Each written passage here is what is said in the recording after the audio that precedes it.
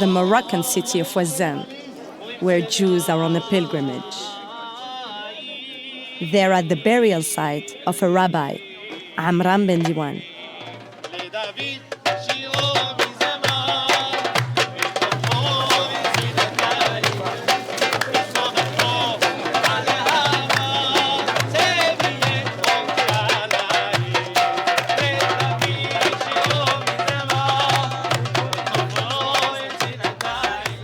Rabbi Diwan was sent here in the 18th century to collect donations from the Jewish community for the Holy Land.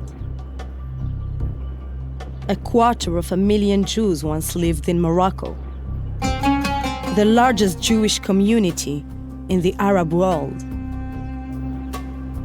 But when Israel was founded in 1948, many were persuaded to leave. Today, only 2,000 remain. For those who left, their ties to Morocco are still strong.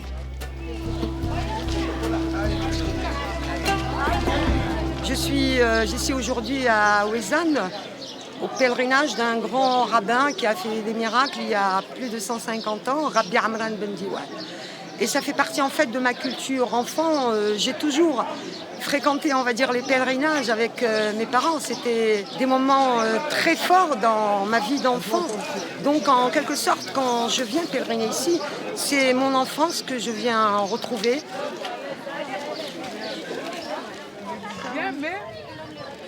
I was born in Israel. My father and my mother is originally from Morocco, from Casablanca, and we come for the Ilula, the Tzaddik, Amran ben Diwan. Ouais, nous on va aller manger là-bas, où les Juifs ont vécu au Maroc, il y a des saints. Donc il n'y a pas un Juif du Maroc qui n'a pas l'occasion, à travers ce rituel et ce culte des saints, de revenir dans sa terre natale. Sam Garçon, je viens de Gibraltar. Je suis né à Gibraltar d'origine marocaine. Je reviens tous les ans que je peux. Nous faisons deux autocars de Gibraltar, 70-80 personnes.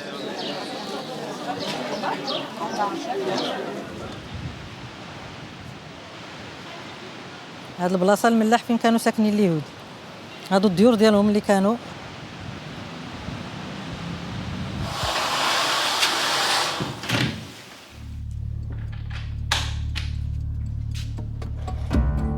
Jews have lived in Morocco for more than 2,000 years. The end of Islamic rule in the Andalusia region of Spain in 1492 added to their numbers. But after Israel was founded in 1948, the tide began to turn. Jews started leaving Morocco for Israel, their journey facilitated by Mossad, Israel's secret service. It's said Jews needed to be rescued from persecution. In this film, we hear from those who left Morocco, those who stayed, and those who left but chose to return. We begin in the village of Agouim. It still has an ancient Jewish neighborhood called the Millah. هذه قرية اسمها أقويم، قرية مركزية. القرية هذه هي كانت أكثرها يهودية. بتذكر زي ولد صغير إن حياتنا هان وحياة الحمولة تبعي كانت حالة هدية. إحنا اليهود البربريين فيش فرقية بيننا وبين المسلمين هان.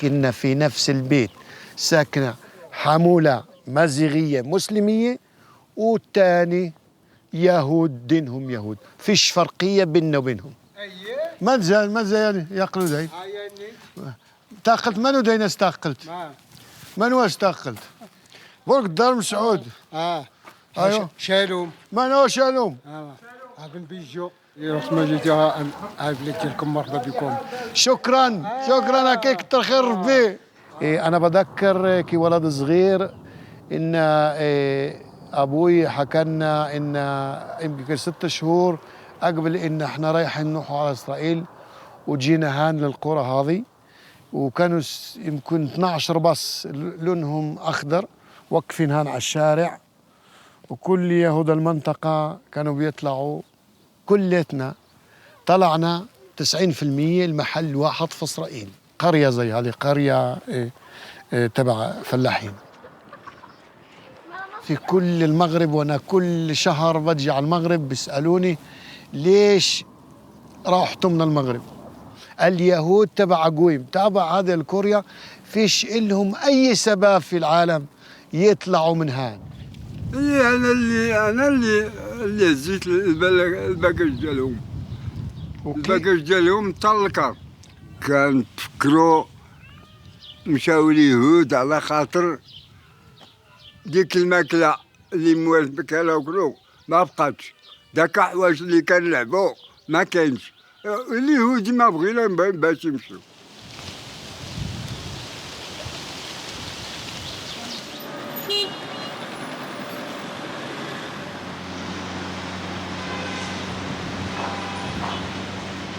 Some Moroccan Jews that left later regretted their decision.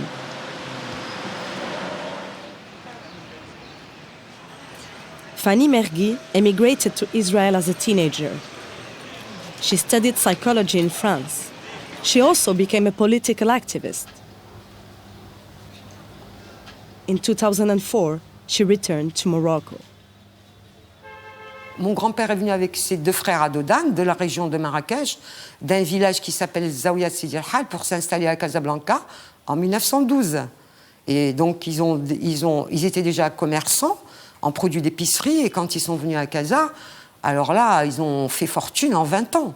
C'était quand même une réussite assez fulgurante pour des gens qui ne travaillaient qu'avec la langue hébraïque. C'est-à-dire qu'en fait, ils écrivaient en lettres hébraïques, mais quand tu lisais, c'était de l'arabe, de la darija. Il y avait une osmose entre la culture religieuse musulmane et la culture religieuse juive, puisqu'à l'époque, qu'est-ce qui définissait notre être? C'était avant tout la religion. La question de la marocanité, elle ne se posait pas. Au Maroc, nous étions ou juifs ou musulmans. Enfin, dans mon souvenir, ça n'a jamais posé de problème.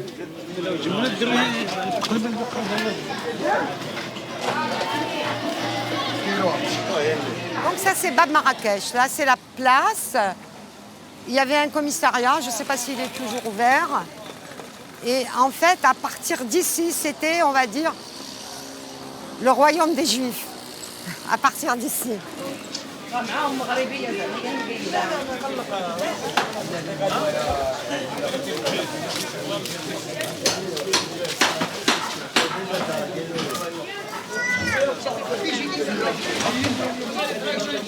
Regarde les petites rues, c'était pas la richesse, hein. Bon, bien sûr, il y a des rues qui sont plus importantes, hein. Voilà, regarde. Tu vois, ces petites maisons, c'était des familles juives marocaines. C'est de là qu'elles sont parties pour Israël. Et la majorité était des classes sociales pauvres. Et il faut savoir que la majorité du judaïsme marocain vivait les mêmes conditions de vie que l'ensemble du peuple marocain, puisque nous vivions sous le joug du colonialisme qui s'accaparait toutes les richesses du pays.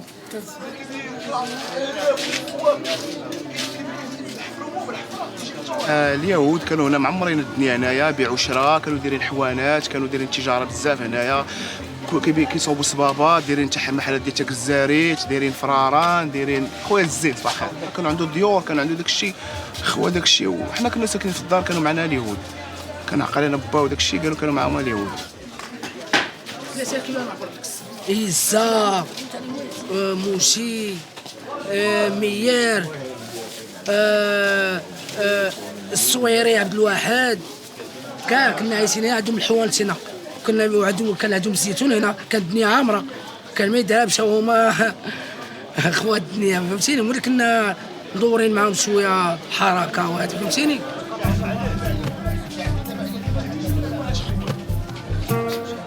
Mossad played a crucial role in facilitating the immigration of Jews to Israel.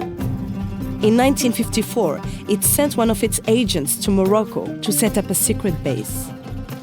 Mossad feared Morocco's Jews would be in danger when the country became independent from France. At the same time, Israel was trying to bolster its population. Mossad made a plan to bring hundreds of Moroccan Jews to Israel each month. Agents inside Morocco organized secret transportation routes across the Mediterranean Sea to Israel. First, the immigrants were brought to the British territory of Gibraltar, near Spain. There, they changed boats and continued their journey to Israel.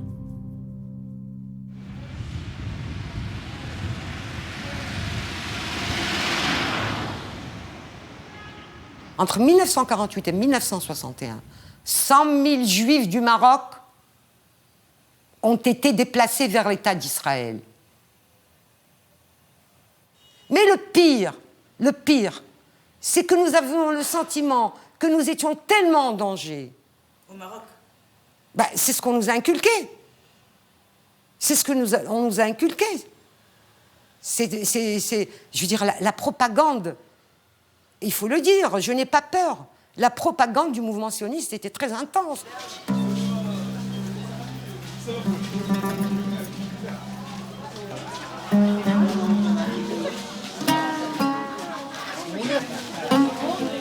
Je crois que les responsabilités sont très largement partagées. Le protectorat français aussi n'est pas pour rien dans cette fracture qui s'est faite, puisque la façon dont la communauté marocaine de confession juive a vécu la colonisation française est totalement différente par le traitement qui lui a été fait, qui a été plus favorable et plus, disons, moins colonisateur que celui que mes compatriotes musulmans ont reçu. Et c'est vrai aussi que la guerre au Moyen-Orient, les différentes guerres, n'ont pas été vécues, et on peut le comprendre, dans la sérénité, dans le confort quand on était juif au Maroc. Et donc ce climat, bien évidemment, a été perçu ou compris ou instrumentalisé comme une opportunité pour justement accélérer l'émigration d'une bonne partie de la communauté marocaine de confession juive vers Israël.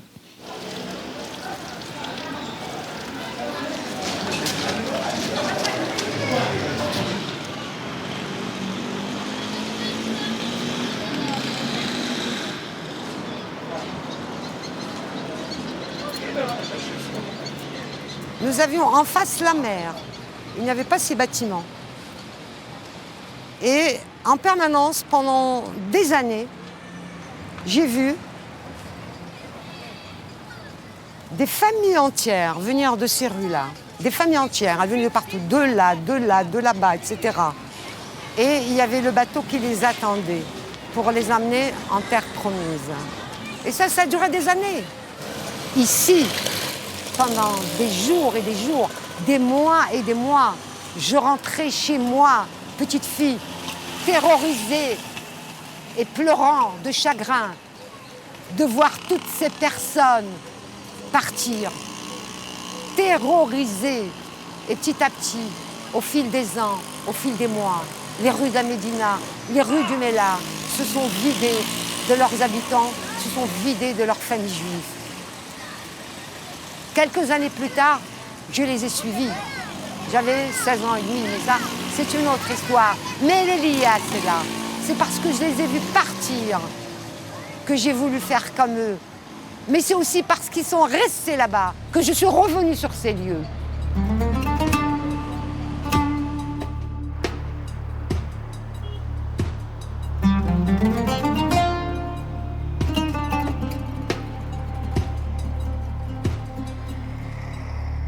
Morocco gained independence from France in 1956. That same year, it made Jewish emigration to Israel illegal. The ban was lifted 5 years later, after a ship leased by Mossad sank. All 44 Moroccan Jews on board died. By 1974, the Moroccan Jewish population in Israel had soared to 400,000. Still, some resisted. They chose to remain in Morocco. J'ai commencé à travailler comme représentant de commerce. C'est terrible. J'ai été fait pour le business depuis le départ. J'ai eu des sociétés françaises, des usines en France, en Allemagne, en Italie, en Espagne. Et je l'ai représenté ici et je commençais à développer le commerce international déjà au début des années 50. C'était l'époque où les gens de notre communauté n'avaient pas confiance de rester au Maroc. Ils avaient peur. Et il fallait rapidement prendre une décision.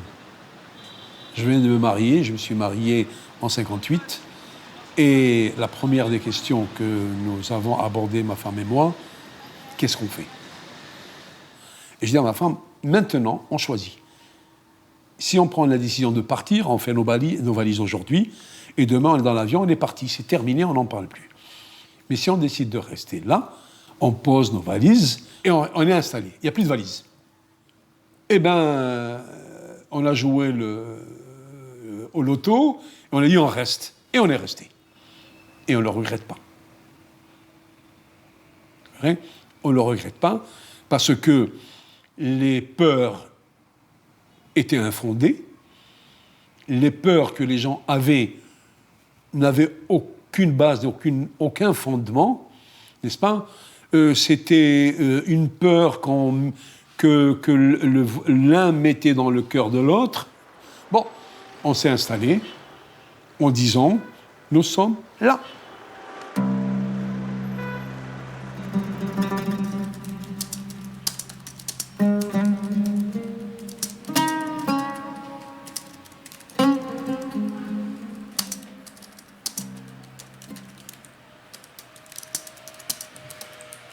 L'Exode représentait un magnifique business en matière d'immobilier et en matière de sortie de devises et en matière de réalisation de documents administratifs. Il faut savoir que certains juifs n'étaient pas inscrits au registre d'état civil, n'avaient pas d'acte de naissance, donc n'avaient pas de passeport.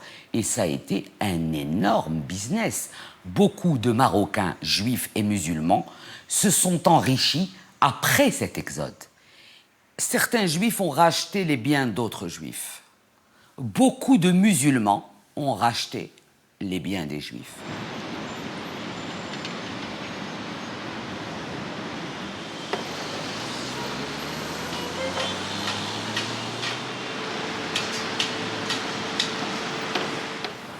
Voilà, c'est l'immeuble, c'était le plus haut du boulevard, pratiquement de Casablanca, à part l'immeuble Liberté, 17 étages, il n'y avait rien d'autre. J'étais fier parce que les gens de la rue n'ont jamais vu un immeuble de 14 étages se construire. Et quand ils venaient voir le trou, quand on était en sous-sol, ils voyaient ces mastodontes de piliers qu'on construisait. Ils ont dit, mais celui-là, il est fou de faire des choses comme ça. Qu'est-ce qu'il va construire là-dessus? Au Maroc, on a peut-être construit une trentaine d'immeubles. En tout. C'est pas mal.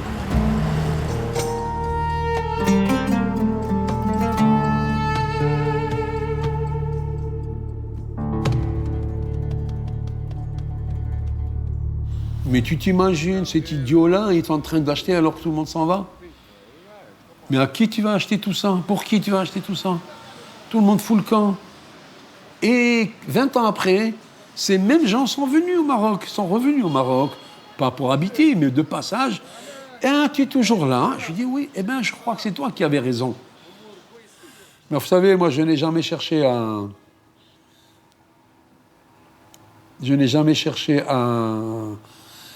me disculper, ni à... Pourquoi?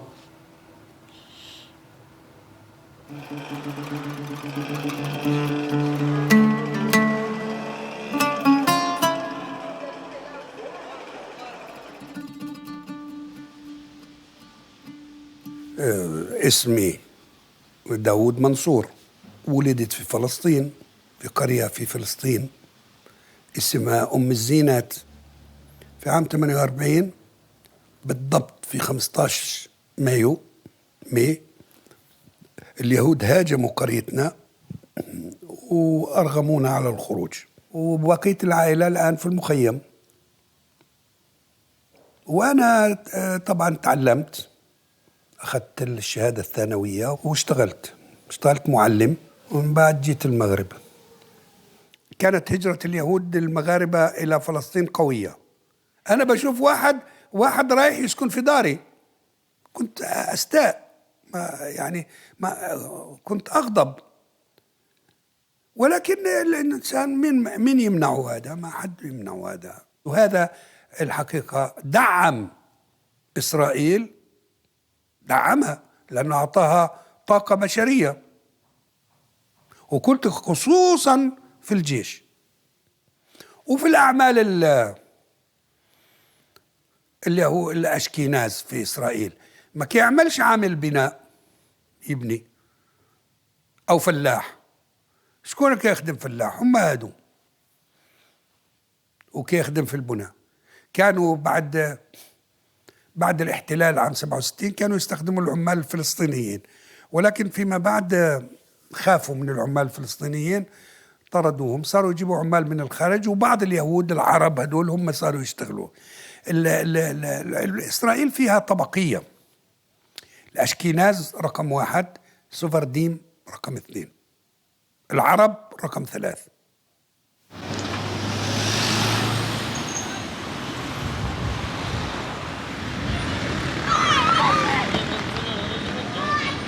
Je suis partie à 16 ans et demi avec le dernier voyage clandestin. Mais les Ossiens ont traité comme, je ne vais pas dire du bétail, mais presque. Quand on a voyagé clandestinement, c'était dans des camions, avec des bâches. Il y avait des bébés, des femmes, etc. Il n'y avait pas que des jeunes. À l'âge de 17 ans, moi, je suis arrivée en Israël. On m'a proposé de faire une école de cadre. Pas de kibbutz pour moi, mais plutôt Jérusalem. En un an, on a fait de moi une excellente Israélienne. Le grand choc pour moi, je crois que c'est là où j'ai commencé à me poser des questions, c'est que comme j'avais de la famille qui débarquait du Maroc, j'allais les voir. Mais alors là, je les trouvais dans des bleds paumés.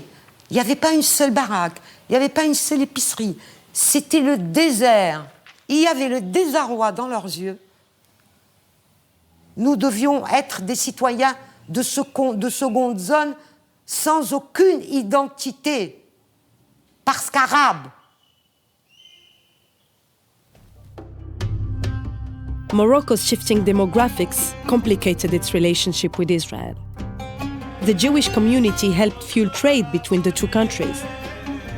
But as Israel's military occupation of the Palestinian territories continued, many Moroccans started to call for a boycott of Israel. Politicians proposed a new law that would ban anyone with an Israeli passport from visiting Morocco, including the Moroccan Jews that left so many years ago.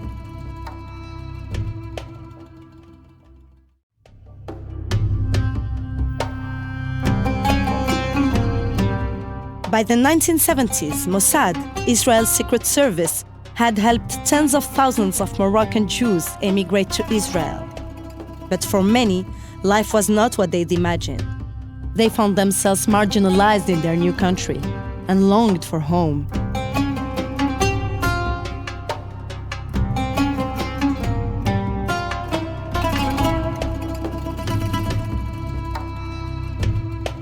احنا في السنين او 6 سنوات بعد ما طلعنا لاسرائيل، انا كان عمري 12 سنه، دائما بفكر في المغرب ليش حالنا كان احسن في المغرب.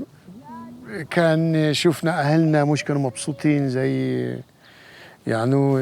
مش كانوا مبسوطين، بس اللي ساعدهم ان هم اجوا مع بعض من محل واحد. مشان هيك سوينا فرقيه تبع احوش وضلوا بيغنوا بالليل. أمركد السوقان أبوابنو ضالبي عيلي أتزرت الدوني دقا كله الجديدي عيلي. هان ماما بتحكي شو بتفكر غاد على أهلها في المغرب، إنها هي لا بتفكر لازمها قوية مشان توقف على رجليها. ليش؟ ده الشرط الوطن تبعها الحبيب. غيت قاور لبعض نص أنا نغي أمريخ زانا فودي اكشمت نتوري موتي ما جعاقل المقرن الديق الدونتي أمانات سوغليغا أرسلا كنا زراغي.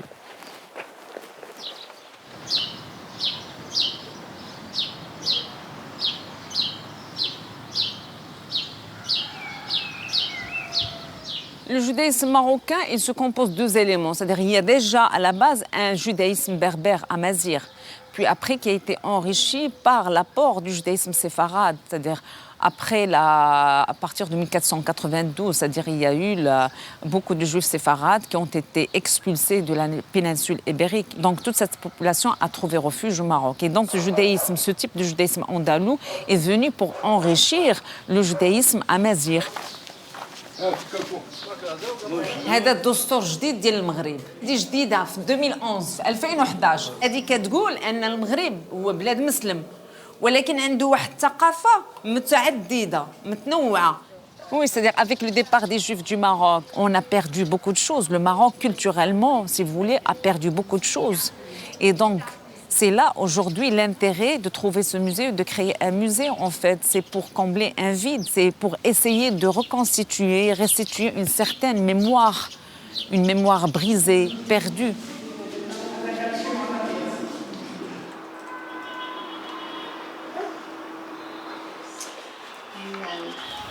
Voilà. There we go. Looks pretty good, huh? Yeah, it does. Une chose que j'adore du judaïsme marocain, en fait, c'est que c'est un judaïsme vécu. Tu sens que c'est un truc millénaire. Et en fait, pour moi, la chanson, c'est qu'un véhicule pour montrer toute une façon de vie. Et pour moi, que je viens d'ailleurs et que j'essaye de recueillir la profondeur, je peux arriver à toucher quelque chose de différent avec les gens qui sont ici au Maroc. Les gens qui sont au Maroc et qui continuent à chanter ces chansons au Maroc, ils ont une façon différente de voir les choses et ça se sent.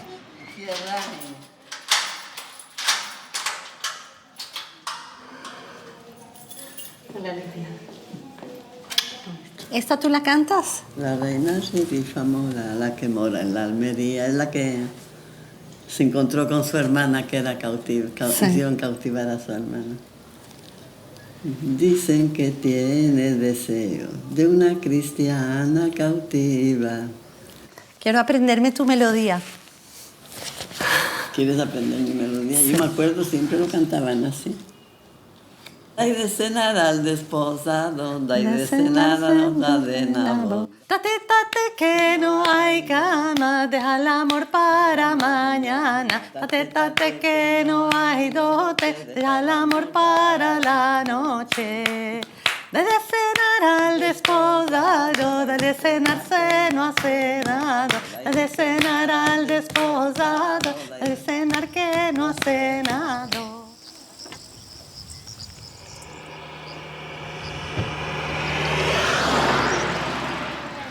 Mets un peu tout va, s'il te plaît. Salut. ¿Dónde estás? Aquí estamos comiendo. Tenemos pescado, tenemos kefta. Lou, qu'est-ce que tu veux? Tu m'as dit, maman, j'ai faim, j'ai faim, j'ai faim. Tu veux de poisson? Hola. Je suis née ici et contrairement à la plupart des gens qui vivent ici, tout le monde sait qu'ils doivent partir à un moment donné du Maroc. Moi, je voulais pas partir du Maroc. Et c'est à 25 ans que je suis quand même partie. J'ai été m'installer en Israël. J'ai vécu en Israël pendant 7 ans.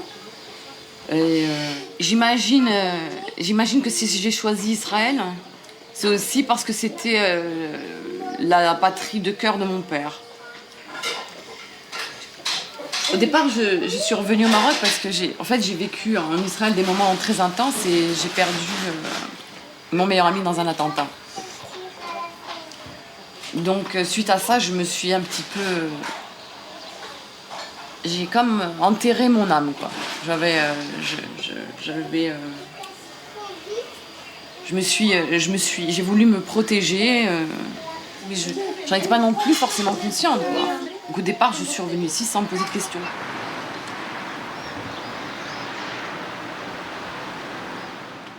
Je suis née en 71. Les Juifs ont quitté le Maroc par vagues au moment des guerres d'Israël.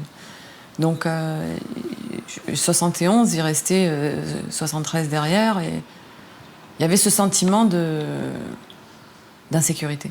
Parce qu'à plusieurs reprises, que ce soit moi ou d'autres enfants de mon âge, on s'est souvent fait agresser, on s'est fait insulter parce qu'on était juifs. Aujourd'hui, je pense qu'il y a des personnes âgées, des musulmans, qui ont côtoyé les juifs et qui ont gardé ce lien d'affection, de respect mutuel et c'est la jeunesse qui connaît pas les juifs en fait.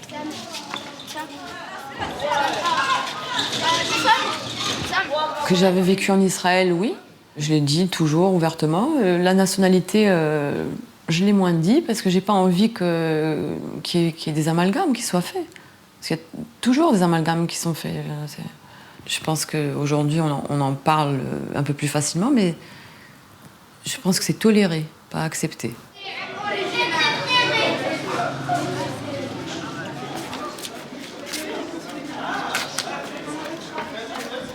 يجوا يزوروا يدخلوا على البيوت يشوفوا كيف صارت الفلوس يصوروا البيوت كيف صاروا بس نحن ما بنتكلم معهم ممكن نتعايش معهم ممكن يكونوا بيرودوا الحرب ضد فلسطين وفي ناس ما يريدوا الحرب ضد فلسطين بس كله فكر شو ضد كله موقف ضد في الحرب كله الموقف بتاعها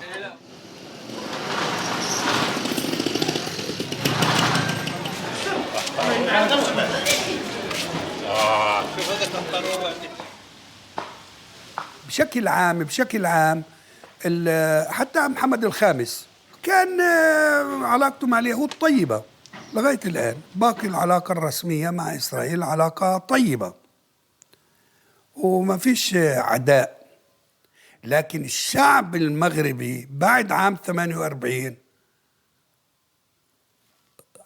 عرف ولا يزال يعرف على أن هذا ظلم وقع الفلسطينيين فهم مع الفلسطينيين. بلاحظوا بالمعاملة وفي المهرجانات اللي بنعملها. كنا نعمل مهرجانات يجي فيها ألوف عشرات الألوف من الناس.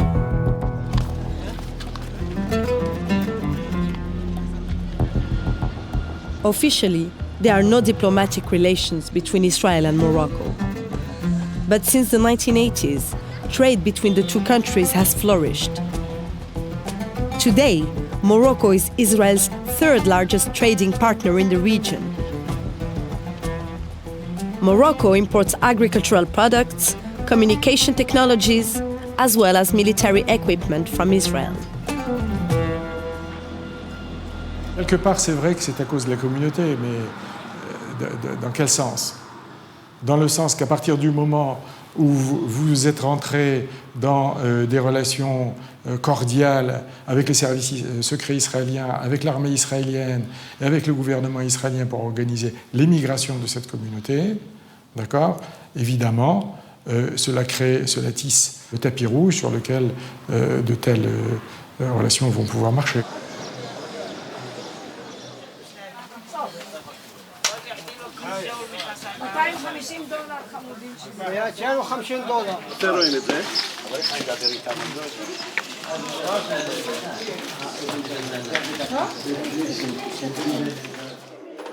אנחנו בבית כנסת של משפחת אבן דנן, וכמובן שאנחנו בלב של המלח.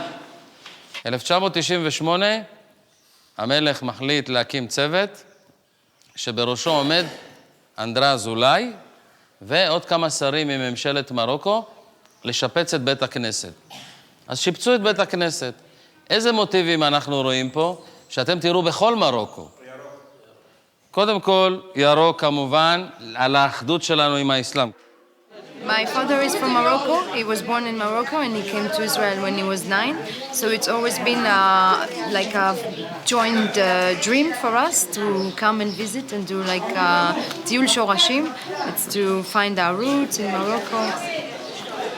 It's a king's order to escort all Israelis Jewish when they come to visit Morocco, to protect them, to show them respect. So for us it was like, wow. אין במרוקו שכירות, המילה שכירות לא קיימת. אז ככה הם... Now we can't go to any Arab country all over the world. The only place that we can go now, the Israeli people, is Morocco. It's always growing. This market is always growing, that people from Israel coming. Most of the people are surprised because they didn't know how is the relationship between the government in Morocco and the Jewish community. In Morocco, they feel like a prime minister in a visit. You see a lot of police officers around them. They are more than welcome in Morocco.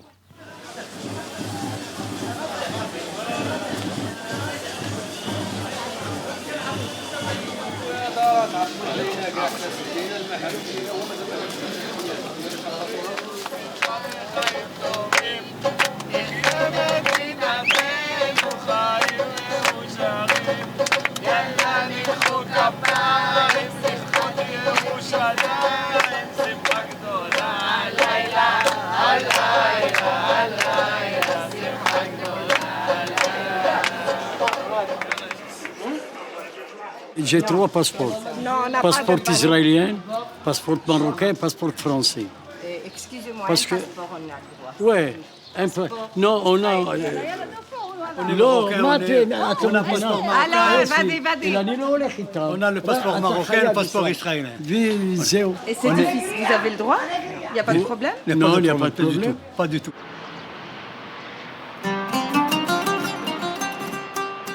Unlike other Arab countries, Morocco refused to revoke the citizenship of Jews that emigrated to Israel. They visit Morocco as Moroccans. They also hold Israeli passports. But because of the Israeli occupation, some want a law that would ban anyone with an Israeli passport from visiting Morocco. Il y a toute une orchestration dans les médias, comme quoi il s'agirait d'une loi qui viole le droit de circulation. Oui, mais on a affaire à des criminels de guerre. La population israélienne adulte est soumise tous les ans à un mois de service militaire et ils commettent des crimes contre la population civile. On a affaire donc à une population qui ne peut pas être considérée comme le citoyen moyen lambda qui vient faire du tourisme au Maroc. La majorité des partis politiques représentés au Parlement ont présenté, ce sont eux qui ont présenté cette loi, donc la majorité elle est acquise, mais cette loi est bloquée tout simplement parce que le pouvoir législatif ne se trouve pas au Parlement. واعتقد انهم لا يستطيعوا يمنعوه لانه بروح على باريس ومن باريس بروح على اسرائيل يعني مش مشكله واسرائيل بتعرف هذه القضيه فبتستقبله بخلاف انا الان لو باغي اروح على فلسطين ما يسمحوا ليش.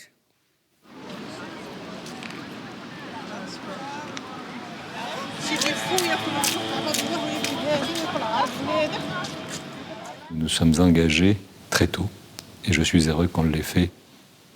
Et je me sentirai vraiment complètement juif que quand il y aura un État palestinien.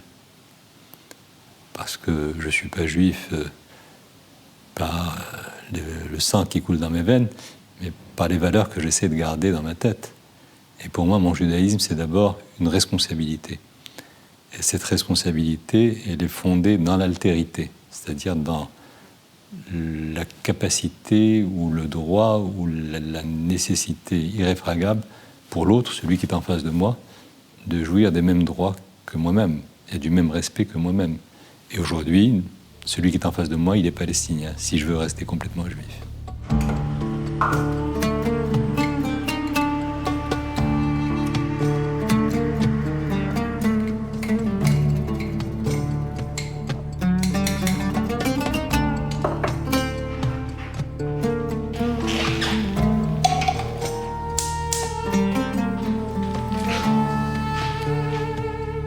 Quand je me suis inscrite à la fac de Vincennes, en 69-70, tout d'un coup, j'entends parler des Palestiniens Tiens, c'est qui cela? En Israël, j'en avais jamais entendu parler. Ce que je remettais en question, c'est que l'État juif que nous voulions construire en tant que socialistes, c'est un État qui devait être différent des autres États, avec des valeurs différentes. Déjà, à cette époque, nous avons été des activistes dans toutes les facs de Paris, avec Elie Lobel, pour parler de la question palestinienne.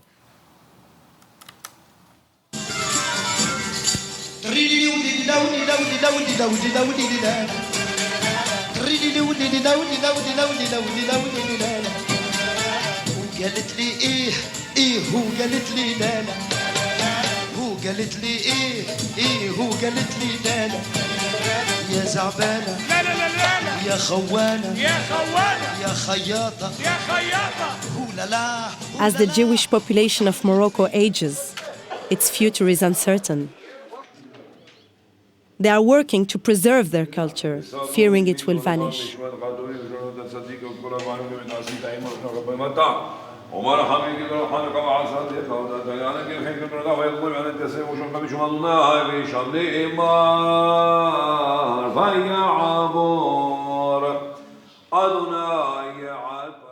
بالنسبة إلي أنا دايما منذ كنت صغير وعمري 6 سنوات بفكر في المغرب، ودايما معي الراية المغربية زي ما بذكر نفسي في المدرسة، في الجامعة، في الجيش، الراية المغربية معي دايما.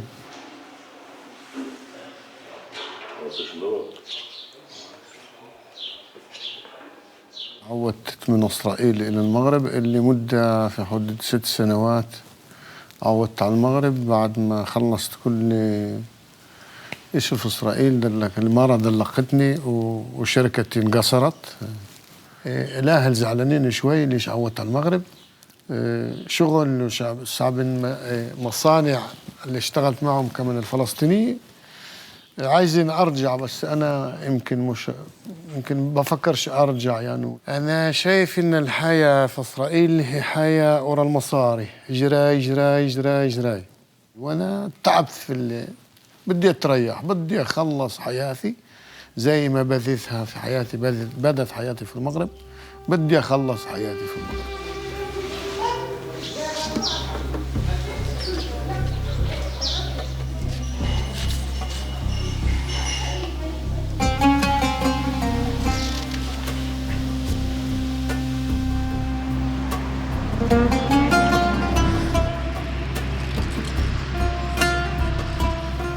Essaouira a été, dans le monde musulman, depuis le Maroc jusqu'à l'Indonésie, peut-être la seule ville où l'islam, qui protège les minorités, mais n'accepte pas les majorités non musulmanes, a accepté une majorité juive. Ce Maroc, il était installé dans cette proximité entre islam et judaïsme qui a eu qui est assez rare dans les annales. Et aujourd'hui, nous sommes quelques-uns à avoir inscrit ou voulu inscrire la renaissance d'Essaouira dans ces valeurs-là, qui sont celles d'une autre histoire entre islam et judaïsme. C'est Aziz, alhamdulillah. Je suis le dernier juif d'Essaouira, donc je suis la mémoire vivante. Quand je dis le dernier juif d'Essaouira, ça ne veut pas dire qu'il n'y a pas d'autres juifs. Il y a des juifs peut-être qui viennent des États-Unis, de France ou d'ailleurs, mais le juif qui est né à Essaouira et qui vit à Essaouira, c'est moi.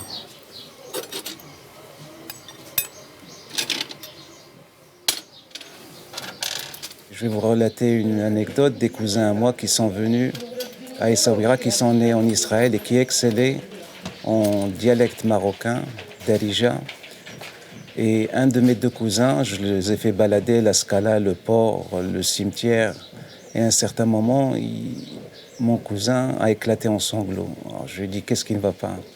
Il m'a dit, je ne comprends pas comment mes parents ont pu quitter ce joyau qui est cette ville d'Essaouira pour vivre dans une tente en Israël.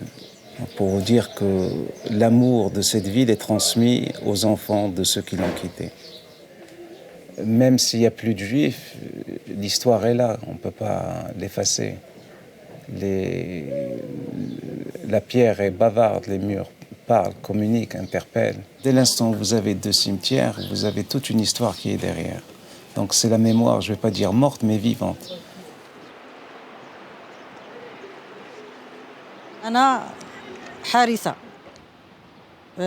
ابني هو الحارس هنا. أنا أحرس السيناغوغ، لكن عندما يكون ابني مشغول أنا أعوضه. أبي من قبل كان يحرس هنا، وكذلك ابني، وكذلك بنت ابني.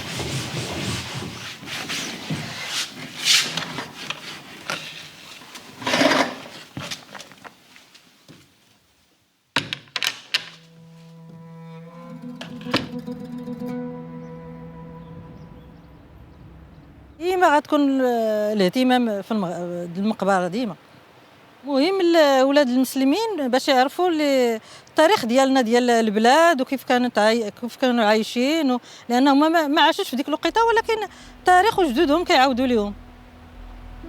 الا مت انا الله اعلم شكون اللي غادي يكون من مورايا، ما داكشي في العلم ديالو عند الله سبحانه وتعالى.